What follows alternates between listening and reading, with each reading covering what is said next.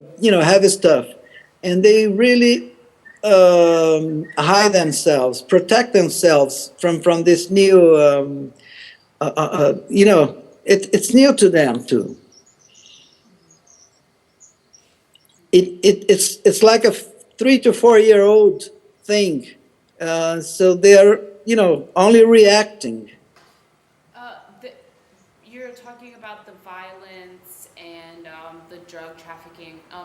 Is does the village not have local police force that comes from Mukaka? Like they just don't have that? Good question. I never saw any policeman in Igarai since as long, let's say in 10 years, I've never seen a policeman around. So I don't know if they have a policeman squad or a full-time police here in Igarai. Hosanna, she's not here. I was going to ask her. Is there an increase in theft because of these workers that aren't from the community and perhaps are less trustworthy? Yes. They don't want to show what they have. They don't want other people to know what they have. These new workers that have come in for the sugarcane, where do they live? Are they? Where are they coming from? Where are they coming from, and then where are they living? Are some of them living in the community of the village in Igari, or they're within a close enough proximity that there's that constant fear that they come into town, kind of? Well, some of them live in Igarai. They rent houses in Igarai, and it's a house with 8 to 10 people living in the same house. So it's really a very unsafe community to have as a neighbor. And but they also come from the neighboring farms too.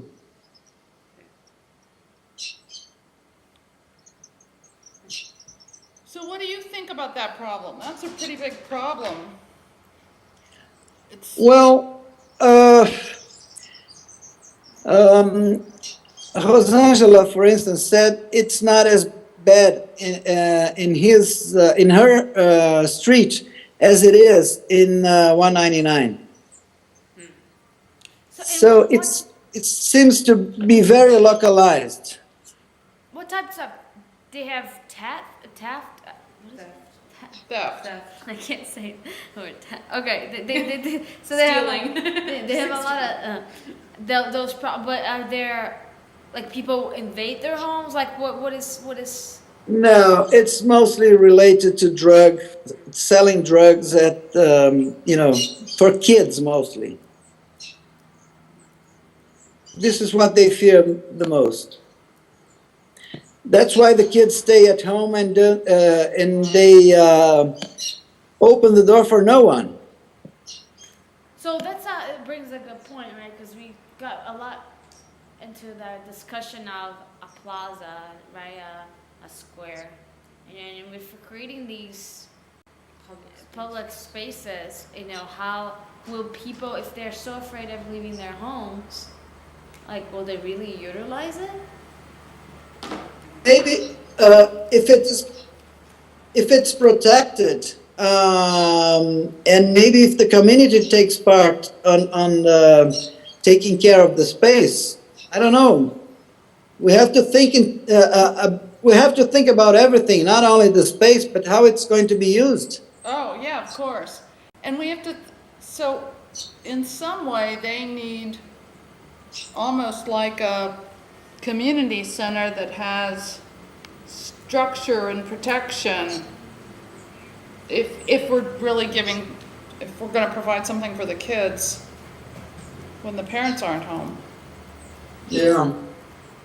You know what I felt the other day, and I think I felt it even more strongly today.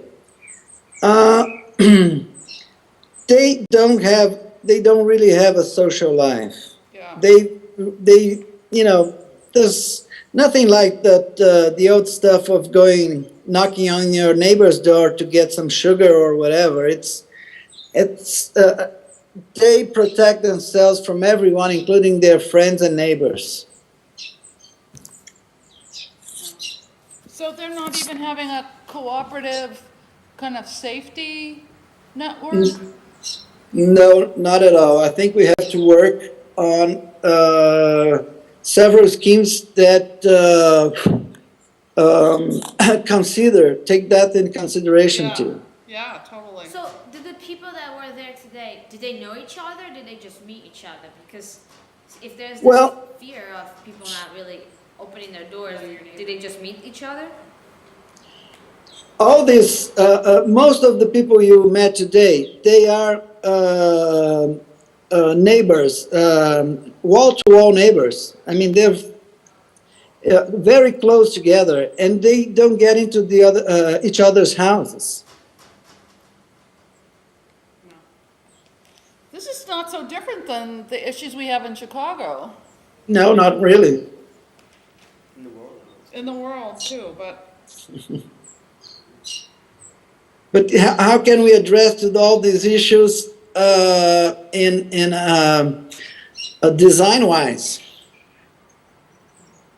But I think just hearing it, it's very, I believe in, like from the sense I have from like growing up in Brazil, it's not very much what Brazilians are, right? We're very like much open, and you know, I lived in a space that had shared public space with other condo areas, right? And we always were interacting with each other, but we were interacting within that neighborhood because it's of Brazilians' nature to be very social, and to see that because of the conditions they are kind of changing the way they are culturally. It's kind of, you know, it's weird to see that relationship, and in a way, it's kind of what Marcelo is saying. How can we bring that back through design? And through... so it sounds like they're living within a climate of fear in a sense.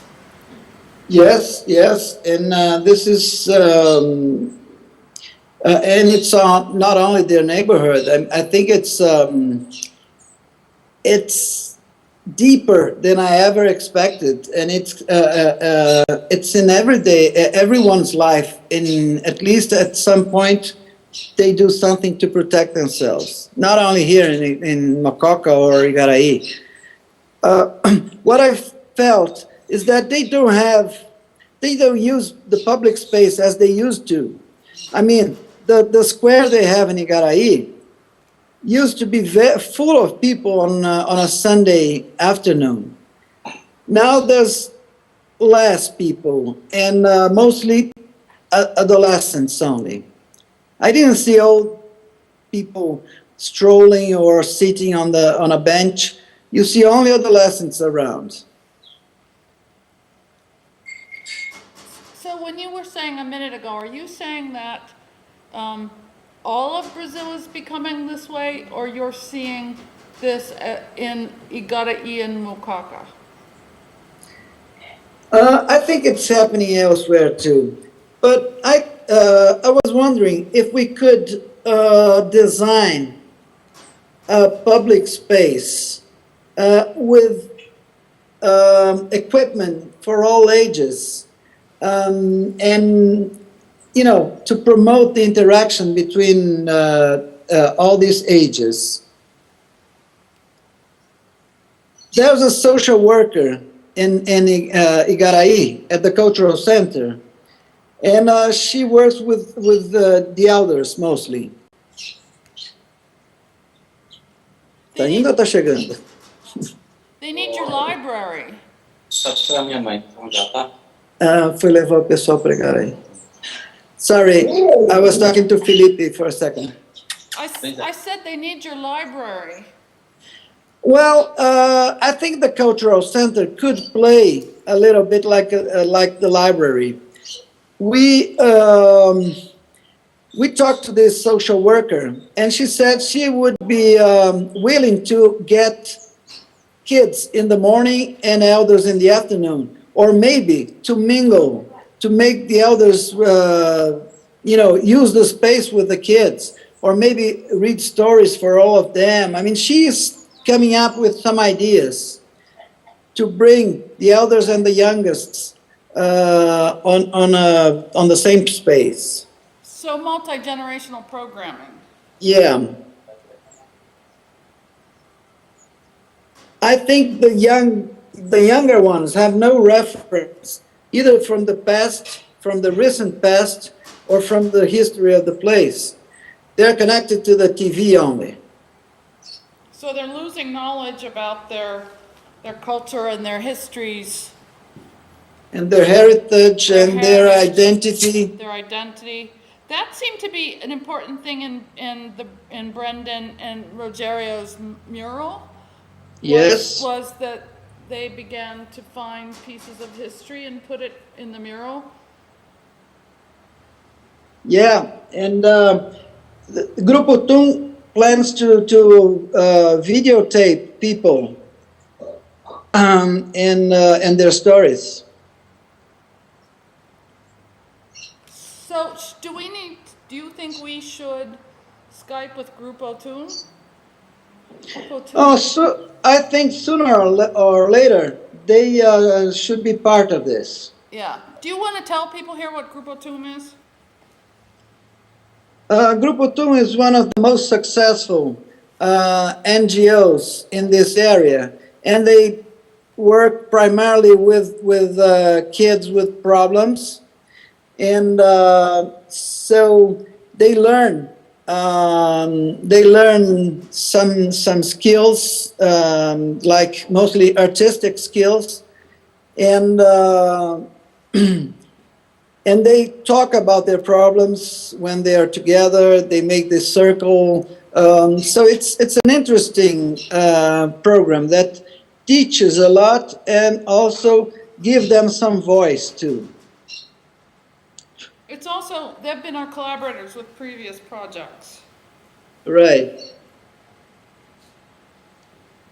And they're eager to team up with the school, with the Art Institute, with our projects too, because they relate a lot to what we're doing. Yeah. Carmo is going around with this questionnaire here, and I've been reading some of the answers, and they are interesting. I think I'm going to Paulo, the guy from the info center. He will be typing this in Portuguese and sending it to Kirsten and to me, so we can send you. Okay. And good. we can either feed the website or the Facebook, or we could use, or you could use in Chicago as a source of information. Yeah, we need that. I think. Or if it would be faster, Marcelo, you could just scan those questionnaires and put in our images in the Facebook group, and we would just go in there and translate it. If it would be faster to get the information instead of having to send to Paulo to put it in the computer and then forward it to you, and then, you know what I mean? So if it would cut down on the process. That's a good idea. I think it could save a lot of time. Yeah. Do you want me to read one of these questionnaires so you get an idea? Yeah, that would be great. Okay. We started with the structure of the families. So how many people live in this house? 1. Adults, children. In this case, 1 adult, 1 children, and no children, 1 adult only. Do they work outside the house? Yes. How long have you been living in this house? A year. First one living in this house? Yes. Where did you live before that? He used to live at a family's house in Igarai. The house is still original. Who made the first changes? I did. It's no longer original. What did you do?